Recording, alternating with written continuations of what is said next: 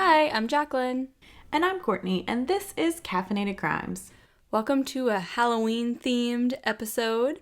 It's not really a fun Halloween-themed episode, though. It's kind of depressing, but Yeah, a little bit. yeah, next week's will be a little bit lighter. So next week during actual Halloween week, it'll be a little more fun as these can be. But I thought this one was super interesting. A couple of different cases we have for you guys in here. Yeah, we're having a super fun Halloween episode, and if you hear screaming in the background, nobody's getting murdered at my house. The Knoxville Marathon is going on, and one of the last miles is by my house, so there's some music, there's some cheering. Hopefully it won't be too loud. I don't think it'll pick it up when I'm talking, so just if you do hear like, woo, it's fine. It's fine, everybody. It's excited screaming. It's not depressing, scary screaming. So that's good. And good for them for finishing their marathon in a very short period of time. Like the people that are finishing right now, like they are on it. I mean, they were doing it. And it has been raining all morning. Oh God. Ugh. Yeah. Because I was going to go on a run. Thank God I didn't. But Courtney accidentally gets in the marathon. Whoops. Oopsie, no, don't cheer for me. Courtney's like, I just ran 2 miles. Don't mind me over here. They're like, how's this chunky girl being the first girl to finish the marathon? No, but yeah, it's been raining all morning. It looks disgusting outside. So kudos to those people for getting it. Yeah, that is terrible running weather. I remember when I ran the marathon, it was like off and on, like if it was going to rain that day, and it started out like 40s and like cloudy, and I think it got up to like 50 or so like that was fine, and maybe it like had like some misty rain for a little bit, but never like rain, but I cannot imagine running that far in the rain. Yeah, so miserable. So speaking of our Halloween themed episode, Courtney, what did you do for Halloween as a kid? What were your Halloween traditions? We didn't have any like too set traditions. I do remember for a while, one of my mom's friends lived in this like nicer neighborhood that went like all out for Halloween. Mm-hmm. Like every house was decked out. So we would go there because like where we live, like it's not really a trick-or-treating neighborhood. It's like a cul-de-sac and then like a tiny winding road around a mountain. So yeah, not really the best for walking your small children on. Yeah, so we would go there sometimes and always get like the good candy. That's mostly what I remember is like going there and just getting all the good candy. Yeah, that's always fun. We would always go to my Nana's neighborhood, which is where Courtney's sister lives now, literally in the exact house. Yep. By the way. But we would go there because it's more of a neighborhood feel versus the road that I grew up on is, it's a very rural area. There's not like a lot of houses to really go to or anything. So we would go over there and go trick-or-treating. And then my mom would always have candy at our house to hand out, even though in the 20 years we lived there, literally a trick-or-treater never ever came to our house. But my mom bought candy every year just in case, because that might be the year that someone came and she didn't want to not have candy. So I hope I get trick-or-treaters this year. I really doubt it because like you live in an apartment or whatever, but like every year I buy candy and I'm like, maybe little trick-or-treaters will come, and then they don't, and then I'm horrible at eating candy and it sits there and I'm like, well, I don't have to buy candy again this year because half of it's still here. I'm just kidding. But yeah, Andrew and I would always buy candy every year just in case, and didn't have our first trick-or-treaters until 2 years ago when we moved to Richmond. But we would always buy candy every year just in case, but then we would eat it before Halloween, so then we would have to go out on Halloween and buy more candy, so we would have it for the trick-or-treaters that never came, so then we had to eat, Halloween candy that whole first week of November, but, and then last year, Halloween was kind of iffy, hit and miss because of COVID, so hopefully this year we'll be able to hand out candy in our new neighborhood. I don't know, I'll let you guys know for sure after Halloween how that worked. What was your favorite Halloween costume that you've ever done? Oh man, adult or child, it doesn't have to be, So I'm gonna do both. So as a child. I dressed up as Dorothy from The Wizard of Oz, and so I had like the sparkling shoes, and I had like a wig and a little basket with my like stuffed dog in it, and very very Jaclyn costume.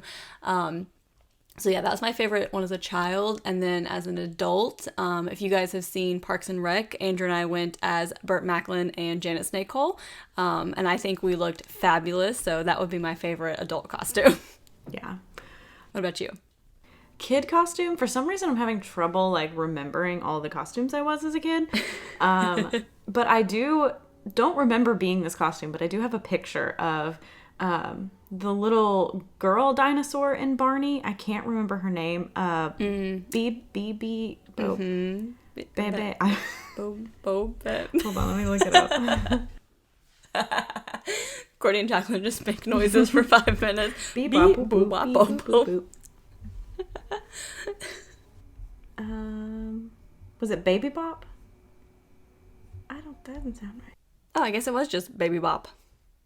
Okay, so we got there, all the noises. Yep, we got there.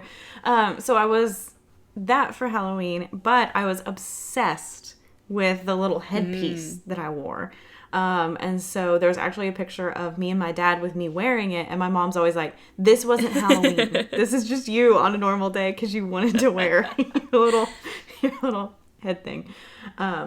So that just stands out in my mind. As an adult, I went as Minnie Mouse one year, and I looked pretty damn good as that Minnie was Mouse. An adorable costume. I bought like so I bought, it was like a kind of a skin tight like little red thing with a tutu, and then I personally put the dots on the tutu, which if you know me, not crafty at all. So put the dots on, and then had like the mouse ears, and like I wore heels and tights, and it was really cute. So I really liked that outfit. I thought it looked good.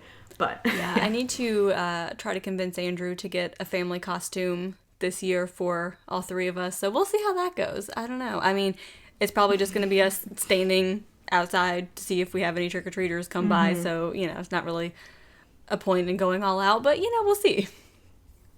Yeah. Usually with Kevin, I just try to give him, like, the simplest costume. Like, if I have to get all dressed up, like, whatever. But, like, last year we were Jim and Pam from The Office, because I was like, you can just put on a white shirt and here's some dots. Like, very easy. There you go. Like, you can be through a whole bunch of them. Same with this year. Like, he doesn't really have to do anything crazy. We're having 2 costumes getting this fancy. year. Because we got to have for the adult party, and then I'm going to a baby shower on Halloween, so I got to have a more kid-friendly costume for that. So yes. So definitely let us know what you are for Halloween, what you like to do for Halloween, what your favorite Halloween costumes are. Send us pictures. We love pictures, all that fun stuff. So as far as updates, now that we've talked for a long time about our Halloween stuff, we mentioned, I think it was last week, that R. Kelly was, his trial had been going on. They were in jury deliberations. So he was found guilty on all counts, including racketeering and sex trafficking. From what we can find, he has not been sentenced yet, but he is looking at up to life in prison, which it's R. Kelly. I doubt that would happen. But with the charges that he was found guilty of, that is a possibility. So we will update you guys once we have more information on the actual sentencing for that. Yeah, besides that, I don't really think we have too many updates. So we're just going to go ahead and get into the episode. So our sources for today were an Investigation Discovery article, a Vice article, a few articles from the New York Times and the New York Post, and an article from Atlas Obscura. So we've all heard the warnings to be careful with Halloween candy.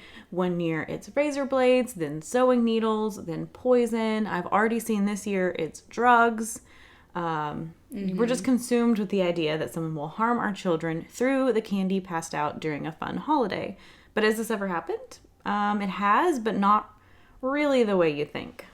On October 31st, 1974, in Pasadena, Texas, Ronald Clark O'Brien had dinner with his wife, Daneen, son Timothy, who was 8, his daughter Elizabeth, who was 5, as well as his friend Jim Bates, who was there also with his wife and children.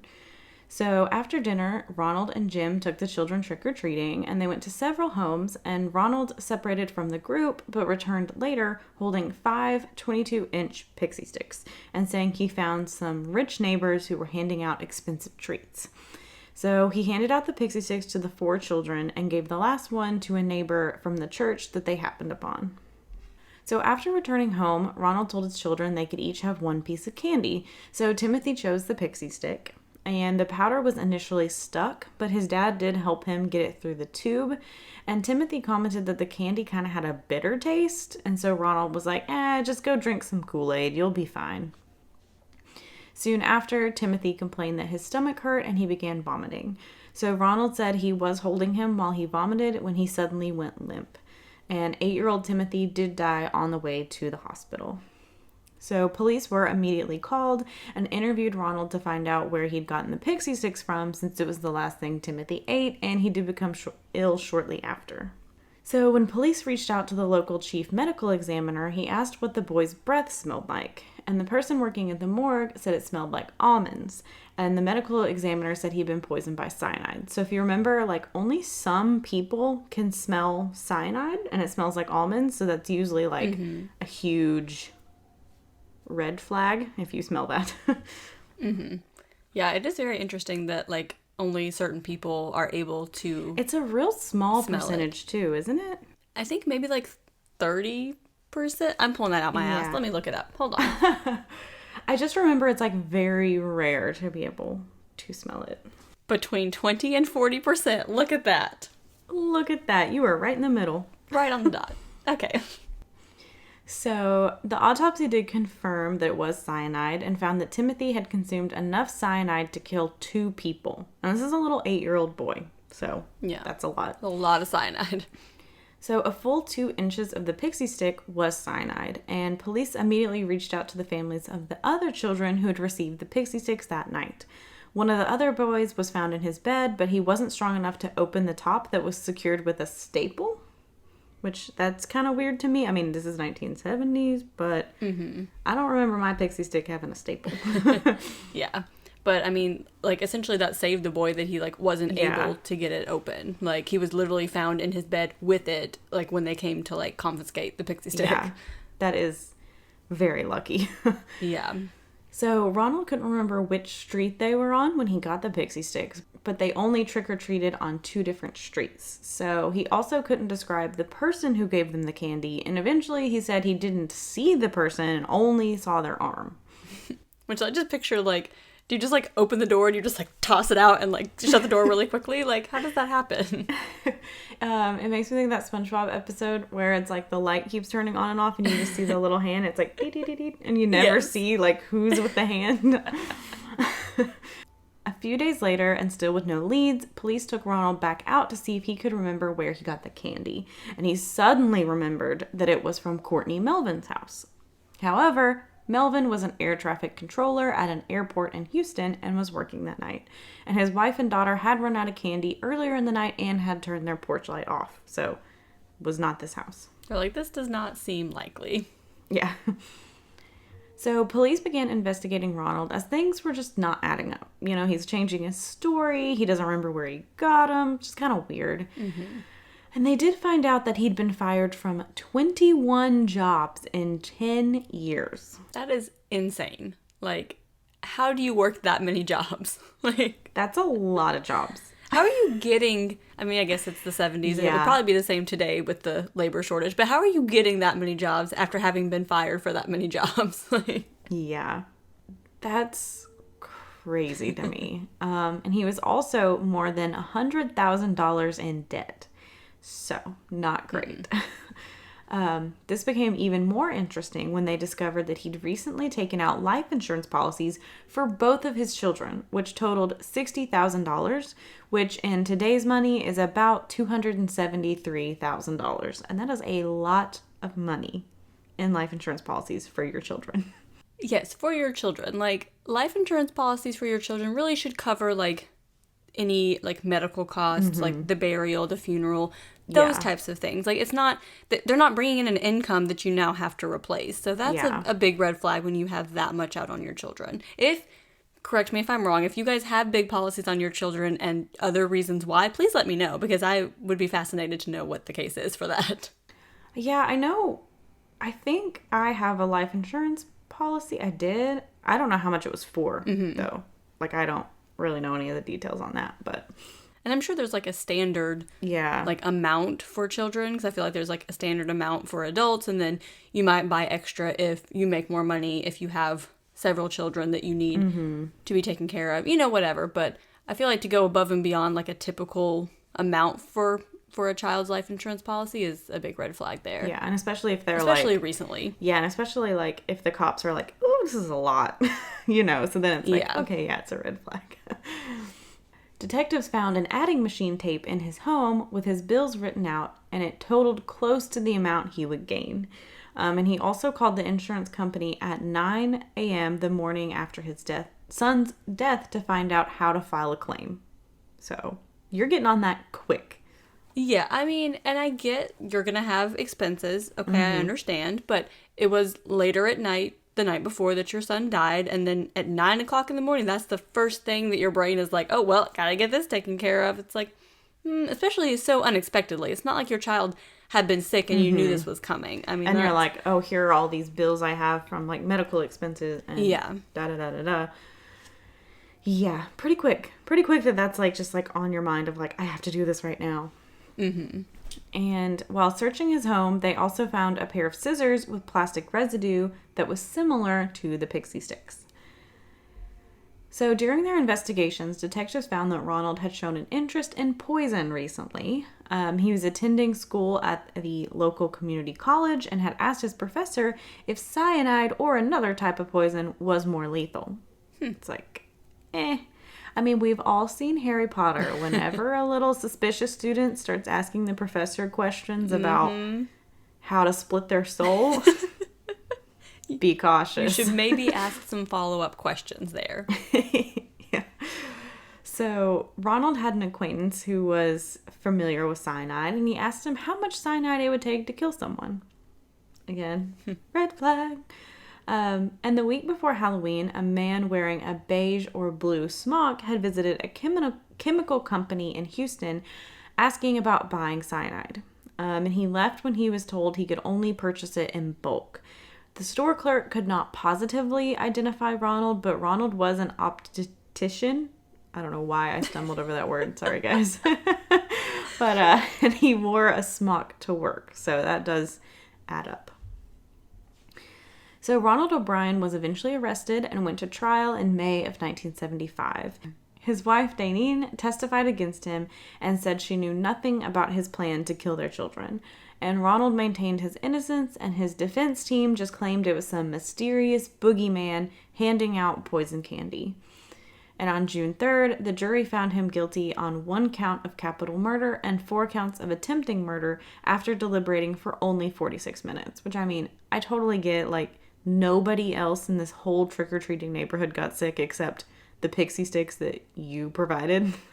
That you suddenly found from a house that no one saw you get them from. Your son also complained that it tasted bitter, and you just told him to drink some Kool-Aid. And there's a lot of lead up to. It's pretty evident there, my guy. And he was sentenced to death. So Ronald O'Brien was executed 10 years later on March 31st, 1984, and for his last meal, he chose steak, fries, peas, and Boston cream pie. Spectators wore costumes to stand outside the prison, and when he was declared dead at 12:48 a.m., they all shouted, "Trick or treat." Yeah, which is just like, I don't know. I don't know how I feel about that. It's very... Yeah, it's one of these things too, like when Ted Bundy was executed and there were like people outside, and it's like, I kind of get it, but it's also just so fucking morbid.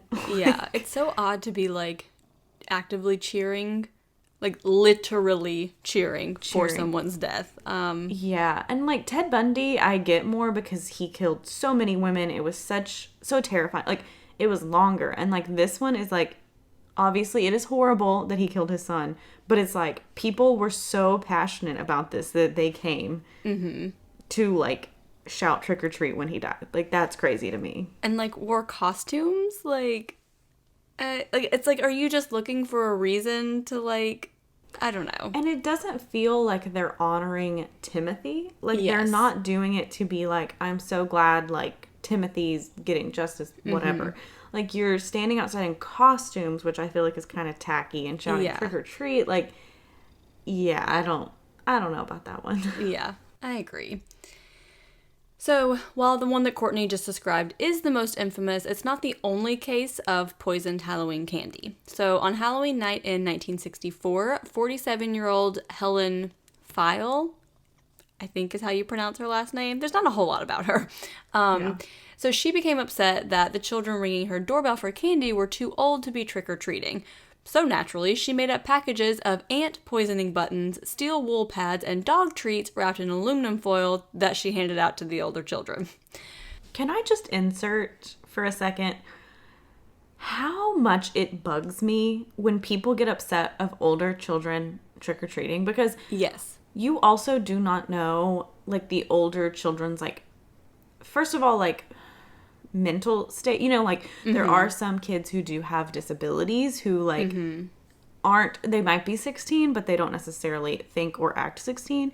But, like, also, like, if you have a bunch of teenagers who are choosing to, like, come get candy instead of, I don't know, fucking egging your house, like, just give them candy. Like, I don't understand how people get so mad about it. Like, I went trick-or-treating as, like, a teenager, and people would get so snobby, and I'm like, okay, fine, I'll come back and TP your house then.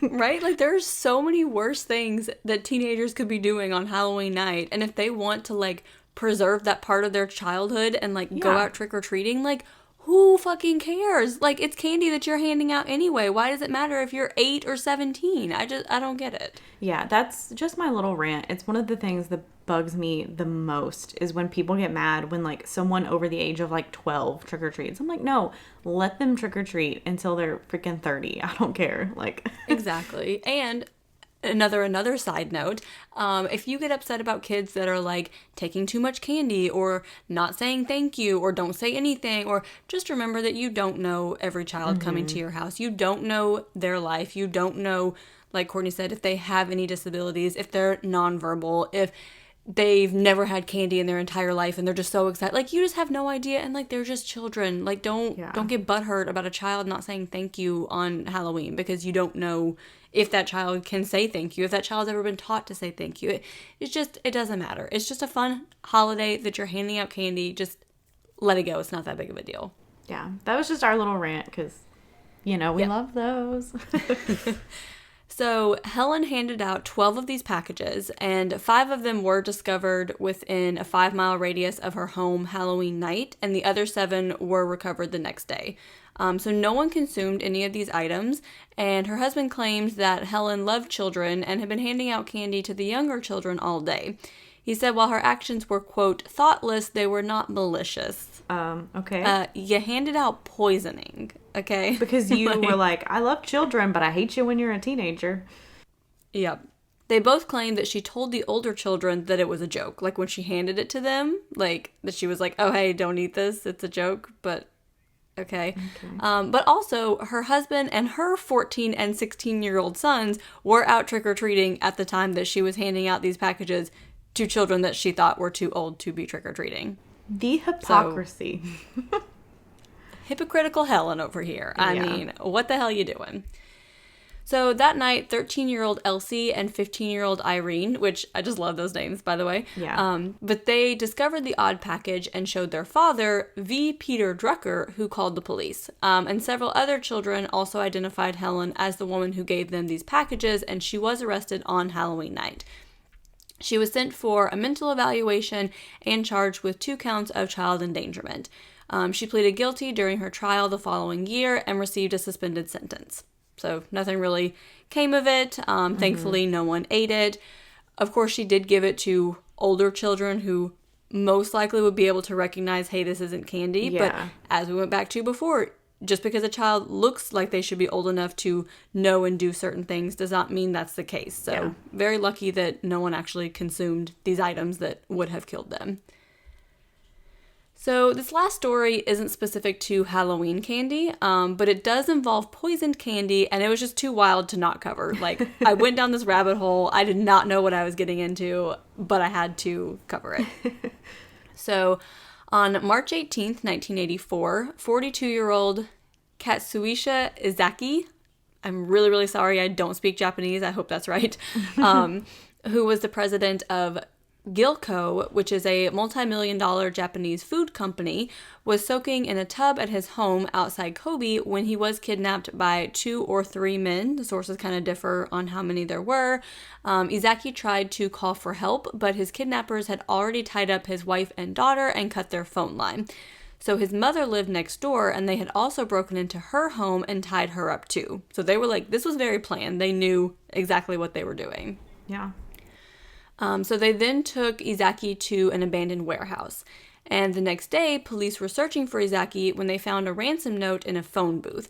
And so the kidnappers demanded $4.3 million in cash and 220 pounds of gold bullion, which is just like pure gold. So they demanded this for Izaki's return. So that was converted to American currency. I couldn't really even find the dollar amounts in Japanese currency. Yeah. So 3 days after his kidnapping, Izaki managed to escape from the warehouse without his family paying the ransom. Don't really know exactly how he escaped, but he did. So Japanese citizens began to fear for their safety because crime is like really uncommon in Japan, like especially this like random, like stranger, like this doesn't really happen there. So 3 weeks later, police received a letter that said, "To the stupid police, are you idiots? If you were pros, you would catch us. Because you guys have such a high handicap, we're going to give you some hints." So they then provided some details about the kidnapping and signed it, "The Mystery Man with 21 Faces." So soon after this random kidnapping, 2 fires were set at Gilco plants, and an anonymous caller told the company that if they paid $1.3 million, this harassment would stop. So then a man who was not associated with Gilco was kidnapped from a parked car and ordered to collect the $1.3 million from a designated restaurant. So that man was arrested, but then the friend who was sitting in the car with him like confirmed his story, like, hey, no, he was kidnapped too. He has nothing to do with this. So then they did let him go. Then in mid-May, a letter was sent to Osaka news organizations saying that cyanide-laced packs of Gilco candy had been placed on store shelves throughout Japan. So they warned that they would soon distribute a larger number of poison candy and would make sure that there was an even heavier dose of cyanide this time. So stores cleared all Gilco products from their shelves. So the company's sales went down by $130 million that year, and they had to lay off 1,000 employees, which makes sense because if no one's buying your candy, like, you're not making any money. Yeah. But police never found cyanide in the candy that was tested from the store shelves. Like, they didn't find anything in there. So this group continued sending taunting letters to the newspapers, Izaki, and the police, and they often demanded large amounts of money and would set up locations to collect it, but then they would just never show up. So they wrote into police that they were there, but they recognized the police waiting for them, so they didn't continue to the collection location. So they're like, oh yeah, we showed up, but we recognized you guys looking for us, so then we left. So then in June, they wrote a letter addressed to their fans in Japan and said they would be laying off Gilco and Izaki and moving on to somewhere in Europe. And they ended with, "See you in January of next year." But then in September, they demanded $400,000 from Morinaga, which I hope is pronounced correctly, which is another popular candy company. And when the company refused, a letter was sent to newspapers in October that read, "To moms throughout Japan, in autumn when appetites are strong, sweets are really delicious. When you think sweets, no matter what you say, it's Morinaga. We've added some special flavor. The flavor of potassium cyanide is a little bitter. It won't cause tooth decay, so buy the sweets for your kids. We've attached a notice on these bitter sweets that they contain poison. We've put 20 boxes in stores from Hakata to Tokyo." So Morinaga candy was quickly removed from store shelves in Japan, and this time it did test positive for cyanide. So they were legit this time. Yeah. And the group said that they would continue to place these random boxes on the shelves, and it would be like a treasure hunt, which does not sound fun. Not at all. So 40,000 Japanese police, which was 20% of the entire police force, set up surveillance at supermarkets to try to catch this group. And they continued demanding money from different candy companies. And in August of 1985, Shoji Yamamoto, who was the head of the Shiga Prefecture Police, so sorry, doused his body in kerosene and set himself on fire over the guilt of not being able to catch the mystery man with 21 faces.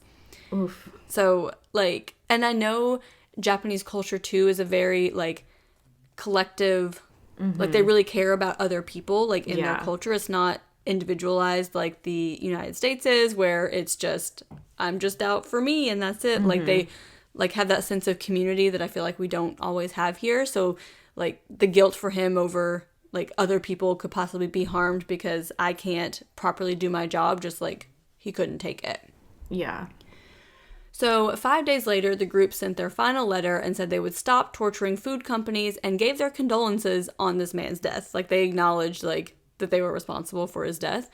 Maybe they just thought it was, like, a fun joke and, like, no one had actually died from the cyanide and now, like, someone's dead and they're like, oh, shit, I didn't mean to go this far. I mean, kind of like, weird, whoops. But maybe they're like, it's just a game. Like, it's fine. You guys will find it. Like, we're telling you, like...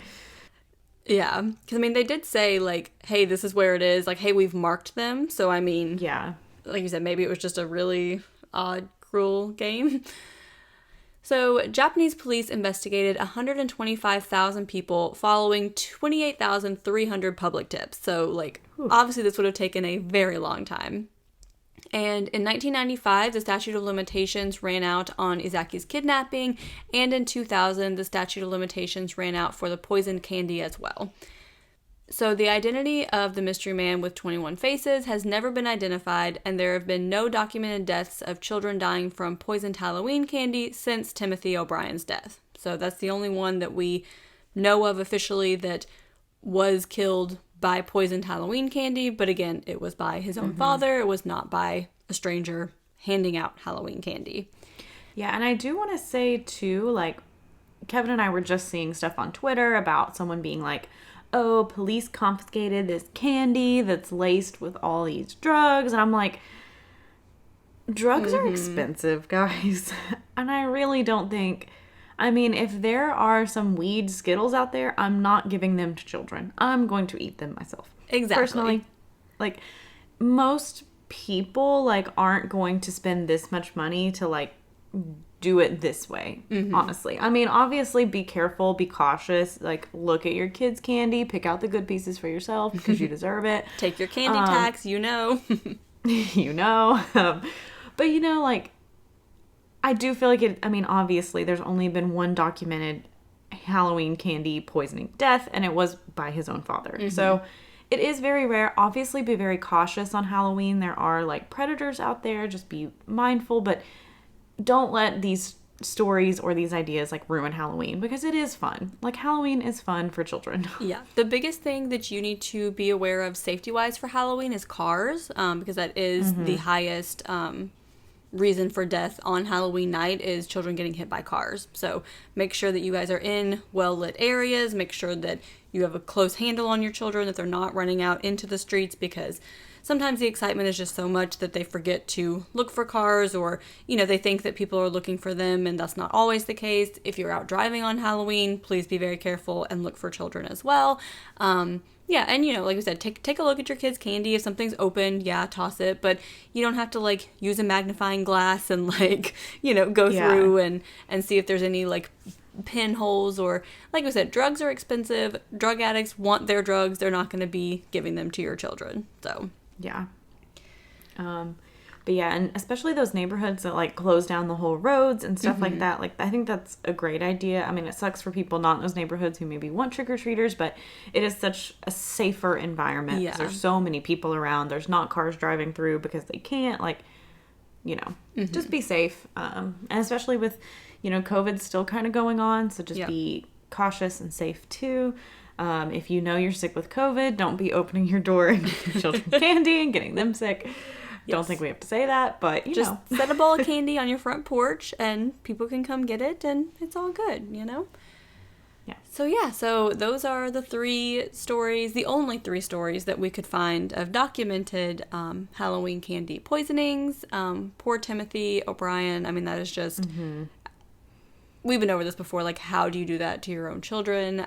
I don't know. And his poor wife and daughter, like having to be like, you know, I lost my son, I lost my brother, and my dad did it. Like, and he tried to poison his daughter too. I mean, he gave it to 5 children. Like, the only one ended up eating it, but he tried to murder 5 children. Like, yeah. And that just comes back to so hard. For sure. Like, it seemed like his motive was definitely financial, and it was like, you were willing to kill 3 other children that were not yours to get away with killing your 2. I just cannot comprehend. And then the mystery man with 21 faces, like, that story is just batshit crazy. Like, yeah, I was doing the research for it, and I was like, what did I stumble upon? Like, I did not think this was going this direction. So, and I've never heard of that. No. Like, I've never heard anyone talk about it. I'm like, this is crazy. Yeah, what for is sure. happening?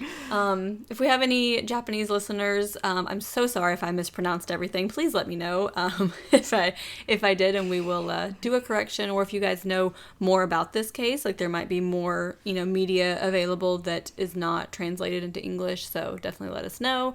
Courtney, what is your perk of the week?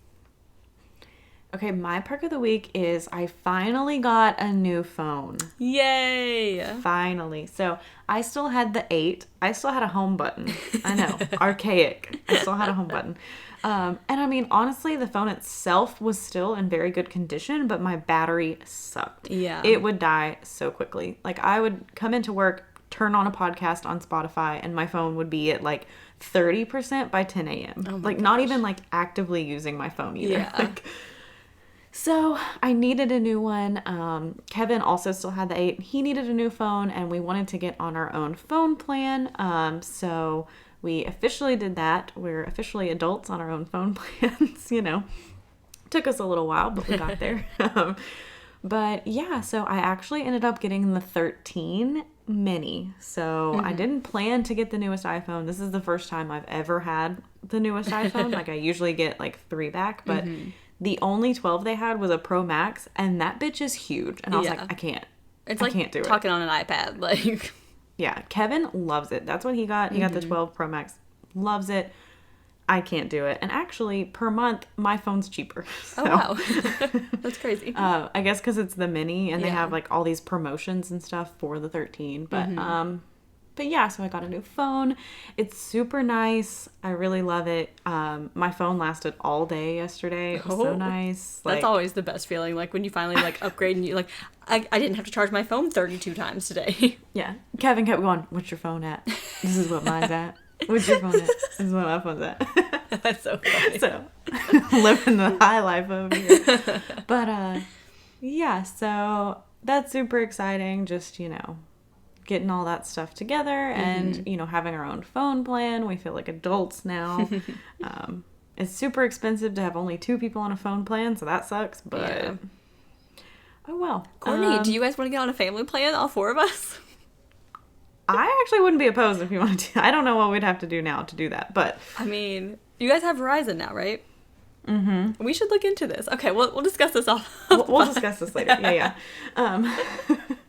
So, where was I going? Oh, but yeah, that is my perk of the week, is my new phone and all that. I'm just super happy. But yeah, Jaclyn, what is your perk of the week? So yesterday, you know, Andrew and I have lived in Richmond 2 years now, 2 years this month. And so there's a local park called Maymont, which I don't know how I didn't realize that this place is massive. They have like a farm, they have like a Japanese like garden, they have a nature center, they have all this other stuff that we didn't even get to. Like, Andrew and I literally walked for like 2 hours straight, and like that was the only thing that we saw.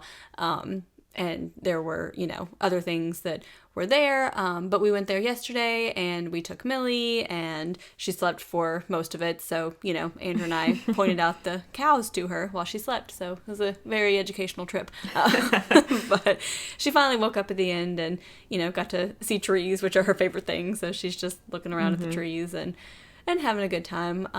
But yeah, so it was super pretty. It was nice to, you know, get out and do some outdoor things, and, you know, had lunch at an outdoor restaurant, and Side story, you guys can just turn this off if you're tired of hearing us ramble. But so we got chicken parm subs at this place that we went to, and that was what Andrew and I both ordered. And then after we're like, we probably should have just got one and split it, because you know how big sandwiches usually are at restaurants. Yeah. And it comes out and it's like this like massive, like it's pretty much like a foot long, you know, that we each got. And we're like, whoops. And then we're like, well, we wanted to go to this park, you know, we don't want to drive all the way home to like save it. So we went to this little like market, and we are going to get a cooler and some ice, like the styrofoam coolers, but they didn't have any. And so I'm like waiting in the car, and here comes Andrew with his bag of ice, some aluminum foil, and a roasting pan. I was like, okay, well, I guess that'll work. I mean, it works. I love the innovation. Yes. So we did. We worked really hard. We saved those sandwiches. They were still cool when we got home. One of the pieces of bread got soggy because it like leaked. The ice leaked into the aluminum foil. But, you know, we had 3 pieces of bread and the sandwiches, and it was good to go. So we had them for dinner last night, too. So, but... Yeah, so if you guys want to let us know, like we said, your Halloween costumes, your traditions, send us pictures. If you live in Japan and you want to tell me how much I butchered those cities and those names, you know. If you want to get on our phone plan.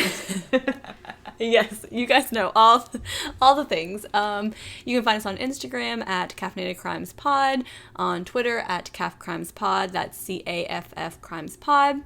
We are on Facebook at Caffeinated Crimes Podcast. You can email us at caffeinatedcrimespod@gmail.com. We are on YouTube at Caffeinated Crimes Podcast. We are on TikTok at... I think it's Caffeinated Crimes Pod, but if you type in like Caffeinated Crimes Podcast, like our picture will pop up. Okay, you'll find us, you know. Yeah, so find us on all of those lovely things. If you are able and feel so inclined, please check us out on patreon.com/caffeinatedcrimes, where we have, at this point, 15-ish bonus episodes, I think. Something like that. Close enough. I think bonus 15 comes out next week. We're doing a special Halloween bonus, guys. Yes. It's super awesome. It's a bit longer than our other ones because... Courtney started deep diving and couldn't fucking stop. So you don't want to miss that. Make sure that you check that out. We have 4 different tiers with different bonus content and other fun activities and gifts and all that stuff available. Again, that's patreon.com/caffeinatedcrimes. And at the moment, we are still doing our Apple Reviews giveaway, although we were getting closer and closer and closer to 50. We're only like 10 away. So if you could, just go give us a review there. If you could like write a comment too, that helps. Just put, you know, if you have a nickname that you go by that's like unique to you. Like I've seen a few of that, you know, like what my sister put. I'm like, I know that's you. Like, yeah. And so if you want to do that, or just screenshot it like before you post it, or like send it to us and be like, this is me. That would be perfect. Once we get to 50, we'll get a pin, a sticker, and we'll choose one person, not all of you. Get a pin, a sticker, and a $10 gift card to the coffee shop of your choice. So please do that. We want to give you a Halloween present or a Christmas present. I don't know, something. Maybe we'll get there. 4th of July, I don't know.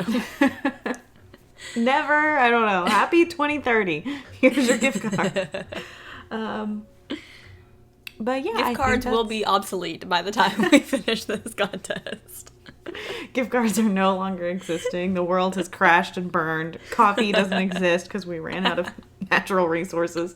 Man, if coffee ever does not exist, this podcast is over because Courtney and I cannot function. So I'll be honest. Sometimes I watch these like post-apocalyptic shows, you know, like Walking Dead and all that, where like everything sucks, and I'm like, but would I want to do it?